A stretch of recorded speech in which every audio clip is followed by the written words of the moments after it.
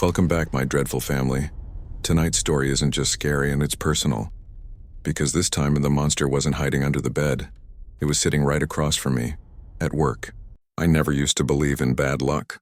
But after what happened during my first month at that job, I don't think luck has anything to do with it. Some people bring darkness with them, and some never leave it behind. It was last winter when I got hired as a data clerk at a mid-sized logistics company downtown. The pay wasn't great, but the hours were flexible and I desperately needed the job. The only issue? They needed someone to work the night shift. I didn't mind. I'd always preferred quiet spaces. No crowds, no interruptions. Just me, the glow of the monitor, and the sound of keys tapping. That's how I met Daniel. He was my shift supervisor, tall, quiet, mid-40s maybe. Always wore the same gray sweater and carried a silver thermos. He wasn't friendly exactly, but not rude either. He just existed in this weird neutral space, present but slightly off. You know when someone's face looks like it's remembering something awful? That was Daniel. The first night we met, he barely looked up from his screen. He just said, "Welcome. You'll get used to the silence." I laughed awkwardly and asked if it ever got boring. He didn't answer. He just smiled, small, tight, unnatural, and went back to typing. That smile stuck in my head. It wasn't creepy exactly. Just wrong, like it didn't belong to the rest of his face. The first week passed without much happening. The building was always empty at night, just me, Daniel, and the janitor who came by around 2 a.m. I'd sit in my cubicle, enter shipment data, listen to the hum of the ceiling lights, and try not to think about how strange Daniel was. He had this habit of humming while he worked. Low, tuneless hums. Sometimes I'd catch myself matching his rhythm unconsciously, typing along with the sound. But when I'd stop, I'd realize the humming was still going, even though Daniel wasn't in the room. The first weird thing happened in my second week. I'd forgotten my badge at home, so security had to buzz me in. When I got upstairs, Daniel was already there sitting at his desk. He looked up and said, "You're late." I checked the clock. It was 8:52 p.m. I wasn't due until 9. I laughed and said, "Guess you're early then." He didn't respond, just stared for a few seconds before turning back to his screen. That night, around 11:30, I went to refill my coffee. When I came back, his chair was empty. The screen still glowed with a spreadsheet, but Daniel was gone. I figured he went for a smoke. But the weird part? There was a faint smell, like burnt metal. I thought maybe it was the old coffee machine overheating again. When I left that night, I saw something through the office glass. Daniel was standing by the window of the conference room, just staring outside. Not moving, I waved. He didn't react. It was freezing cold, and yet he wasn't even wearing his coat. Something about it gave me chills, and I hurried to the elevator. The next day, I came in early, hoping to grab dinner before the shift. When I walked into the break room, the day staff were chatting. I mentioned Daniel, said I'd seen him working late again. They went quiet. One of them, a woman from accounting, frowned and said, "Daniel? You mean Daniel Price?" I nodded. She blinked, looked at another guy across the room and said, "He's not with us anymore." I thought she meant he'd quit or been fired, but her tone didn't sound like that. I asked what she meant. She hesitated and said, "There was an accident. About a year ago. He had a heart attack during the night shift. They found him at his desk the next morning." I remember laughing. I actually laughed. I said, "Very funny. I literally talked to him last night." She looked pale. "No, I'm serious. He died here. In this building. That was impossible. I'd been working beside him for nearly 2 weeks. He'd signed off on my reports, even trained me on the company's system. How could he be dead?" I showed them an email he'd sent me the night before, a file attachment time-stamped at 12:17 a.m. They stared at it like I'd shown them something obscene. The manager came in and told me to forward the email to IT. They said they'd look into it. When my shift started that night, I expected someone else to be there, but it was just me and Daniel, sitting at his desk, typing. He greeted me like nothing had happened. "Rough day?" he asked, smiling. I didn't answer. I just sat down and stared at my screen, pretending to work. Every so often, I'd glance his way. He was typing, fast, mechanical, steady, but the monitor in front of him was off, completely black. That was the first time I felt genuine fear. It wasn't a jump scare, not a scream, just this wrongness crawling under my skin, like watching something alive that shouldn't be. Around midnight, the janitor came by. I called him over casually and asked, "Hey, what do you know about Daniel Price?" He froze. Then, without looking toward Daniel's desk, he whispered, "You see him too?" That was enough for me. I grabbed my coat and left. Didn't even clock out. I sat in my car for 10 minutes shaking before driving home. I didn't sleep that night. Didn't sleep the next night either. But curiosity or stupidity got the better of me. On the third night I went back. Daniel wasn't there. The chair was empty. But there was something new on my desk. A printed sheet of paper. It was my resignation letter. Already dated and signed. I stared at it for a long time before realizing the signature was mine. Not a forgery. It looked like my handwriting exactly, but I never wrote it. I looked up, and for the first time the office felt different. The lights flickered softly, the air colder than usual. And then I saw him, standing at the far end of the room near the server door. His gray sweater, his silver thermos in hand. He didn't move closer, just lifted his head slowly, eyes meeting mine. And for a moment I swear his face wasn't a face at all, just static, like a bad signal flickering on an old screen. The next thing I remember, it was morning. I was sitting in my car outside the building, the sun already up. My ID badge was on the passenger seat. My phone had 12 missed calls from HR. They said I'd been acting strange on the cameras, pacing the halls, talking to no one. They said I'd left my workstation running for hours, and the footage showed me typing on 2 computers at once, mine and the one that used to belong to Daniel Price. I quit the same day. Didn't even go back for my stuff. But sometimes when I check my old work email, I still see a familiar name in the active list: Daniel Price, night supervisor, status active, and once, just once, I opened a new message and saw a draft waiting there. A blank email addressed to me. The subject line read, "Welcome to the night shift." I've had a lot of jobs, retail, call centers, office gigs, but I've never met anyone like him. This story isn't about a ghost or some cursed building. It's about a person who looked perfectly normal, until you realize something was deeply, terrifyingly wrong. It started when I joined a mid-sized construction supply company downtown. I worked in data entry for the accounting department, a quiet, windowless corner filled with the sound of keyboards and overworked printers. The team was small, 6 people total. Everyone minded their own business except for Karen, who loved to gossip. She was the one who told me on my second day, "Don't get too close to the new guy." At the time, I thought she was joking. "What new guy?" I asked. She leaned in, voice low. "The one they hired 2 weeks before you. David Marks." I hadn't noticed him yet, but that night during my overtime shift, I finally saw him. He was sitting 3 cubicles away, completely still, eyes locked on his screen. Not typing, not clicking, just staring. The monitor's glow reflected off his glasses, hiding his eyes. Something about the posture, perfectly straight, almost rigid, made me uncomfortable. I said, "Hey, you working late too?" He didn't answer. Didn't even blink. I thought maybe he had headphones on, so I waved slightly. No reaction. Then just as I turned back to my desk, I heard a quiet voice behind me say, "You shouldn't stay after midnight." I froze. When I turned, he was gone. Just his chair slightly swaying. The next morning, Karen asked why I looked so tired. I told her what happened and that I thought I'd heard David speak. Her smile faded. "He doesn't talk," she said flatly. "Hasn't said a word to anyone since he started." That didn't make sense. I heard him. Later that day, during lunch, I saw him again in the break room. He was sitting alone, eating something from a plain white container. Cold chicken, I think. But what caught my eye wasn't the food, and it was the way he chewed. Slow, methodical, never blinking. Like he was counting each bite. He noticed me looking. For a moment our eyes met, and he smiled. It wasn't friendly. It was the kind of smile that felt rehearsed. Like he'd studied how people do it, but hadn't quite figured out the emotion behind it. A week later, weird things started happening around the office. Someone began deleting data from shared folders, invoices, client records, entire spreadsheets just gone. IT thought it was a system bug, but the timing was always strange. Every time files disappeared, David had been logged in. Our supervisor, Mark, called him in for a private meeting. The blinds were drawn, but I could see their shadows moving through the glass.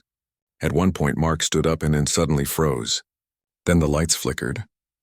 When they came back on, David was walking out calmly while Mark sat at his desk, pale and sweating. When I asked what happened, Mark just said, "Everything's fine. Let's get back to work."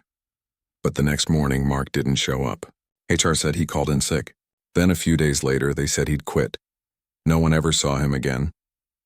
By week 3, everyone avoided David. He never spoke, never left early, never ate with anyone. But the printer in his cubicle ran constantly, page after page after page.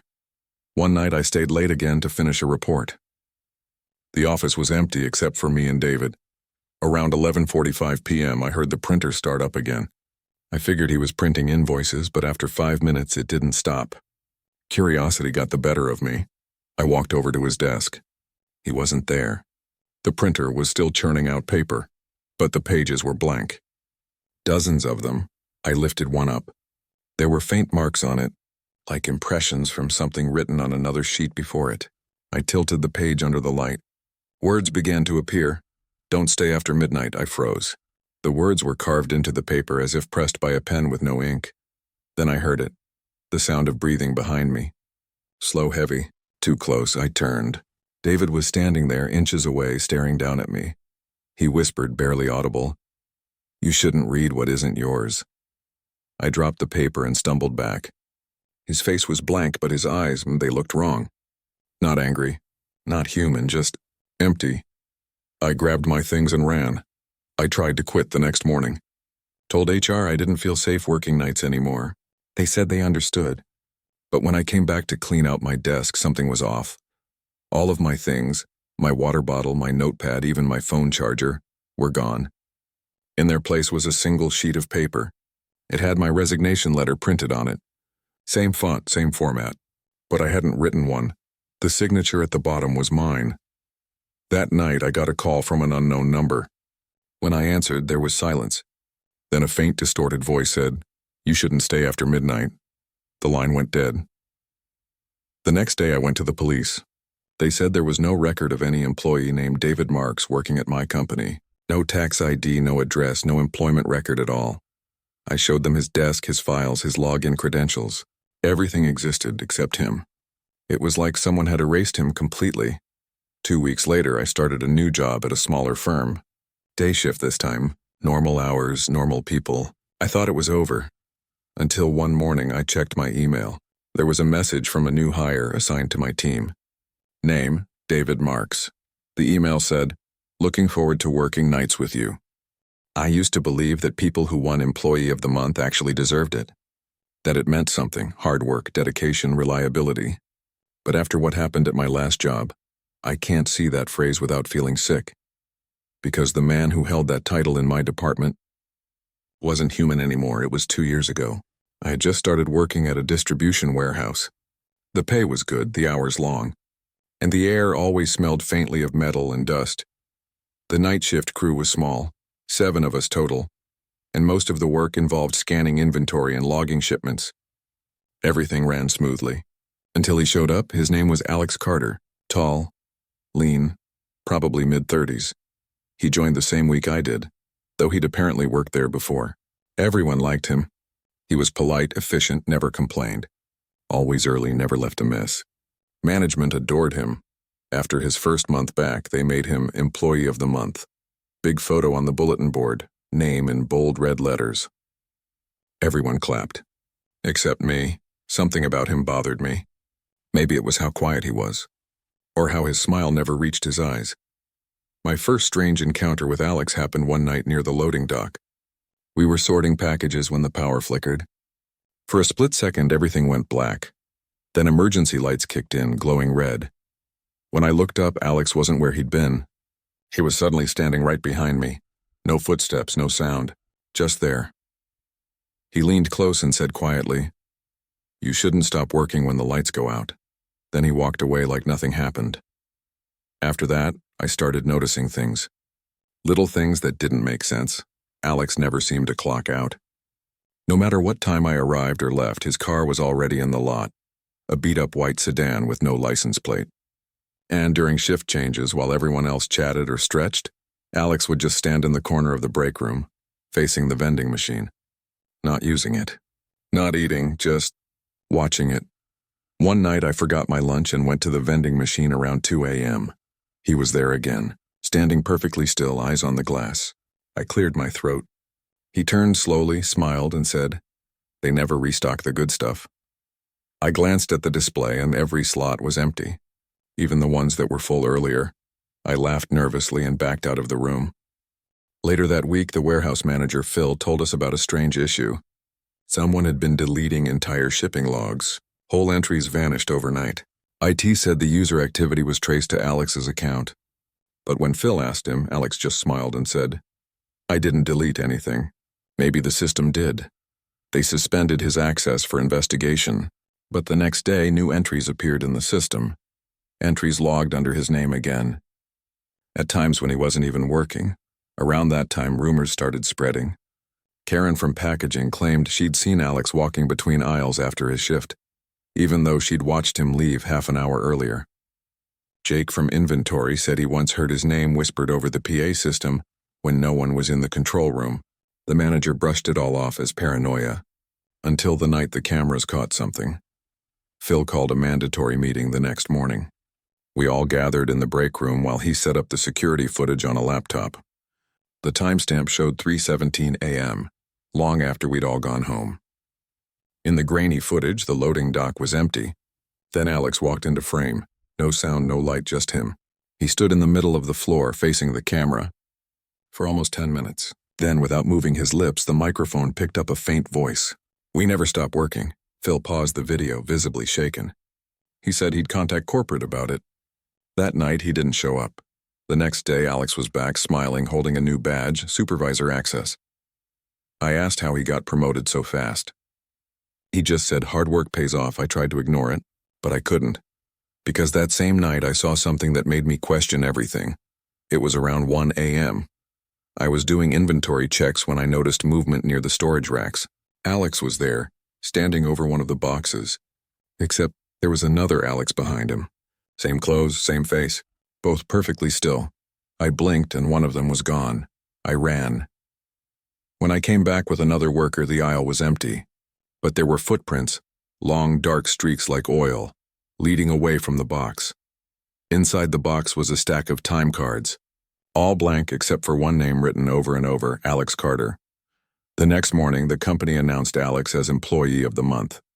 Again, third month in a row. Same photo, same expression. But this time, his eyes were different, wider, as if he knew something we didn't. That was my breaking point. I told HR I was done. I couldn't handle the night shifts anymore. They asked me to file an exit form and return my badge. When I handed it over, the HR rep frowned. "Why does this say your name's Alex Carter?"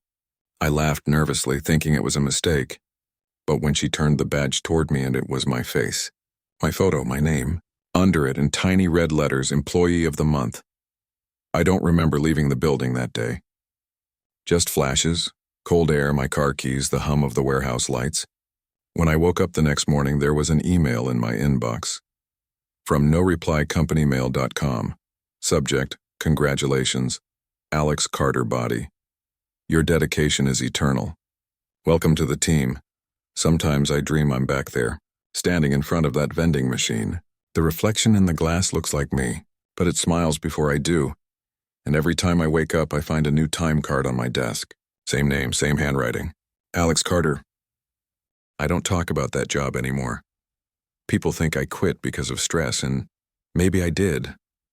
But what really happened inside that building still doesn't make sense to me.